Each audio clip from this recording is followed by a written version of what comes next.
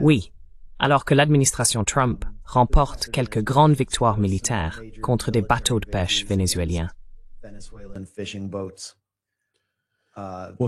Eh bien, devrions-nous en parler?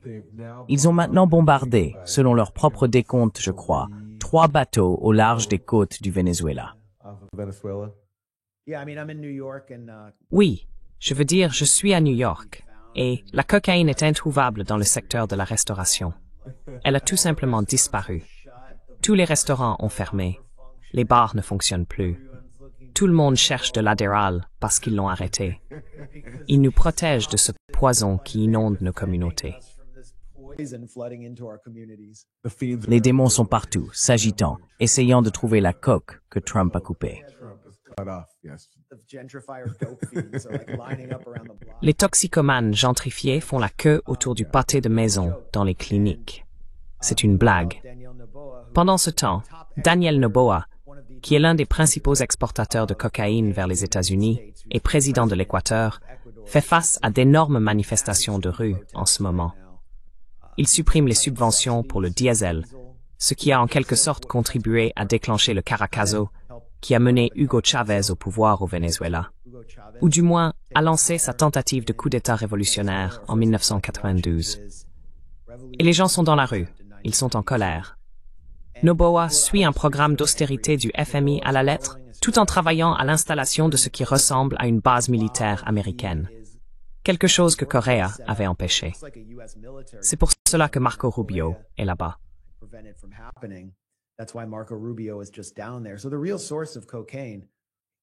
Donc, la véritable source de cocaïne continue d'apparaître dans les cargaisons de bananes provenant de l'entreprise familiale de Noboa, Bonita Bananas, Bonita Fruit Company.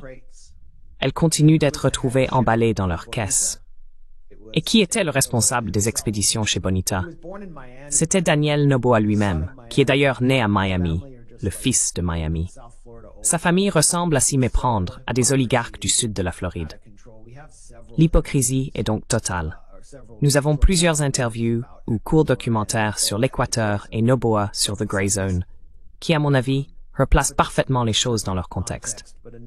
Mais aussi, je crois que j'ai partagé un épisode ou un segment de 60 minutes à l'époque, où 60 minutes comptait Mike Wallace et enquêtait parfois sur la CIA, au lieu de laisser la CIA écrire leur script. Et il n'avait pas de médiateur sioniste, comme c'est le cas aujourd'hui. Quelqu'un a récemment été nommé médiateur chez CBS News, et c'est un militant pro-israélien.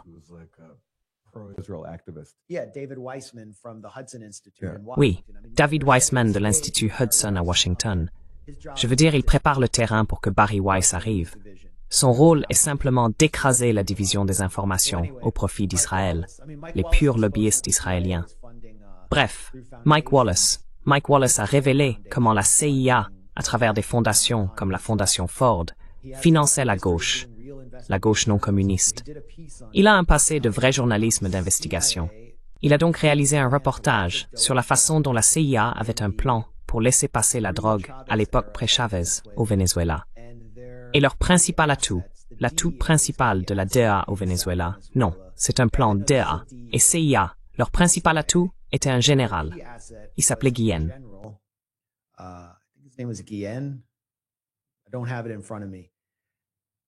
Je ne l'ai pas sous les yeux. Et on lui a essentiellement demandé de superviser ces cargaisons de cocaïne à l'intérieur des États-Unis, soi-disant pour que la DEA puisse ensuite suivre comment la cocaïne arrive dans les villes qui la distribuent, et ainsi de suite. Et quelque chose comme 20 tonnes de cocaïne, ce qui est vraiment énorme, a été expédié aux États-Unis en très peu de temps. J'ai vu ça en grandissant à Washington, D.C. Je pouvais le constater. C'était comme si du jour au lendemain, il y avait une épidémie de crack à D.C., alors qu'il n'y en avait pas avant. C'est arrivé d'un coup. En 1988, c'était juste boum. Et tout à coup, on voyait des gens littéralement faire la queue autour du pâté de maison sur New York Ave pour acheter du crack à Rayful Edmond, qui était le grand baron de la drogue.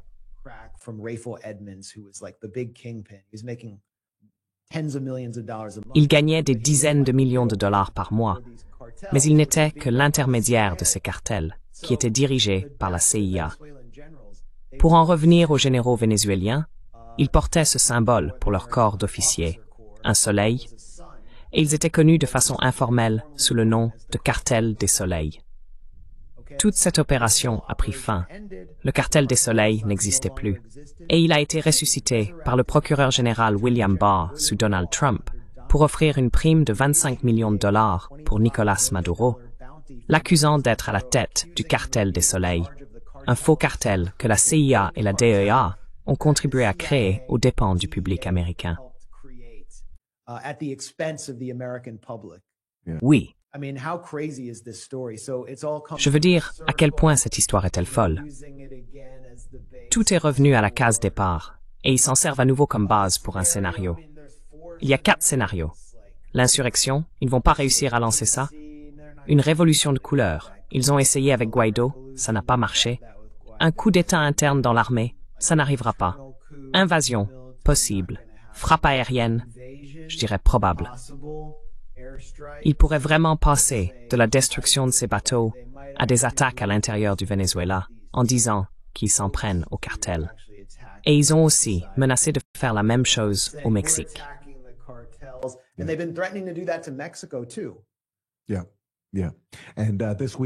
Oui. Et cette semaine, Maduro ou sa présidence a publié une lettre qu'il a écrite directement à Trump après la première attaque de Trump contre ce hors-bord, proposant d'engager des discussions directes avec l'envoyé de Trump, Richard Grenell. Et tout porte à croire que Trump a refusé cette proposition. Il s'est contenté de sa déclaration habituelle. Nous verrons ce qui se passera. Ce qui, lorsqu'il l'a dit auparavant à propos de l'Iran par exemple, a mené à des bombardements. Donc il semble qu'à l'intérieur de la Maison-Blanche, il y ait à nouveau une division, avec des personnes comme Richard Grenell qui a plaidé pour la diplomatie. Mais Marco Rubio, Rubio a surpassé Grenell. Oui, et c'est un secret de polichinelle que Grenell et Rubio sont totalement en désaccord. Mais Rubio a totalement... C'est la même chose qu'avec Lindsey Graham. Rubio a toute l'attention de Trump, alors que Richard Grenell a été mis à l'écart.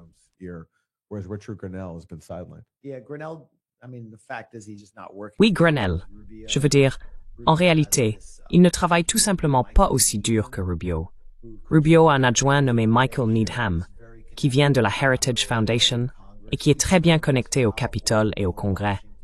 C'est l'une des personnes les plus puissantes de Washington, dont personne n'a entendu parler. Et Grenell n'a tout simplement pas la même organisation.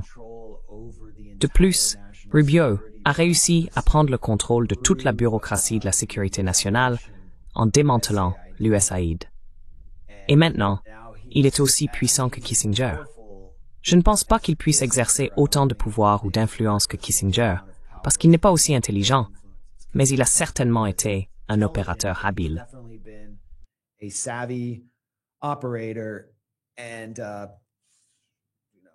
Et, vous savez, Lindsey Graham gagnera en influence, tant que Marco Rubio en gagnera aussi. Ils ont le même mécène, Paul Singer. Paul Singer, à travers sa société Elliott Capital Management, possède désormais le plus grand actif du Venezuela, qui lui a été volé. Son plus grand actif international, Citgo, qui a été volé grâce à la reconnaissance de Juan Guaido comme président. Il appartient maintenant à Paul Singer, qui est le principal financeur de la carrière de Marco Rubio, et qui est également l'un des 2 bailleurs de fonds cherchant à évincer Thomas Massie dans le Kentucky parce qu'il est un fanatique sioniste.